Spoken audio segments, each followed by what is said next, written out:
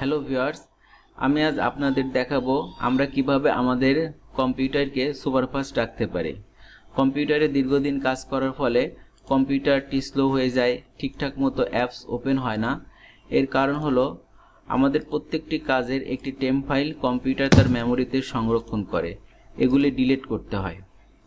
এগুলো ডিলিট করার জন্য আমাদের কম্পিউটারে উইন্ডোজ সার্চ বাটনে রান লিখতে হবে। রান অ্যাপসটির রাইট সাইডে ক্লিক করে পিন টু দ্য টাস্কবার করলে এটা আমাদের টাস্কবারে অ্যাড হয়ে যাবে। যে টাস্কবারে অ্যাড হয়ে গেছে, রান অ্যাপটা ওপেন করতে হবে। অ্যাপসটি ওপেন হলে এর সার্চ বাটনে ট্রি লিখতে হবে, TREE ট্রি লিখে ওকে করতে হবে। এভাবে কয়েকবার করতে হবে।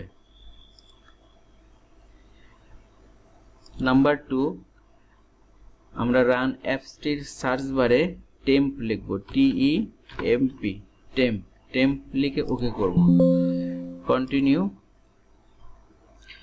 এগুলো হচ্ছে টেম্প ফাইল, অর্থাৎ আমরা কম্পিউটারে বিভিন্ন সময় যে কাজ করেছি তার একটি টেম্প ফাইল কম্পিউটার তার মেমোরিতে সংরক্ষণ করেছে। এগুলি জাস্ট Ctrl+A চেপে ডিলিট করে দিতে হবে।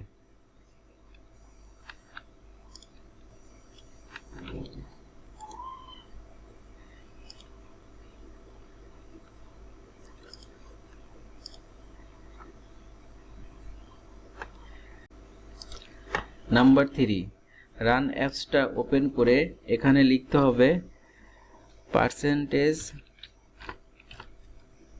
পার্সেন্টেজ লিখে ওকে দিতে হবে।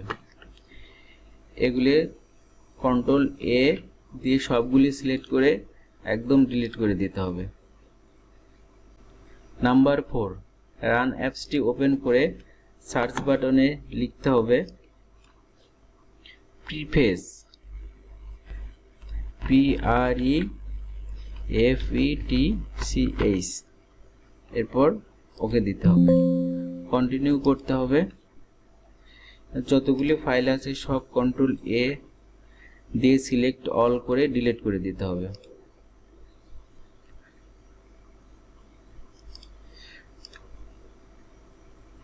ডিলিট হয়ে যাওয়ার পর আমাদের রিসাইকেল বিনে এগুলো জমা আছে।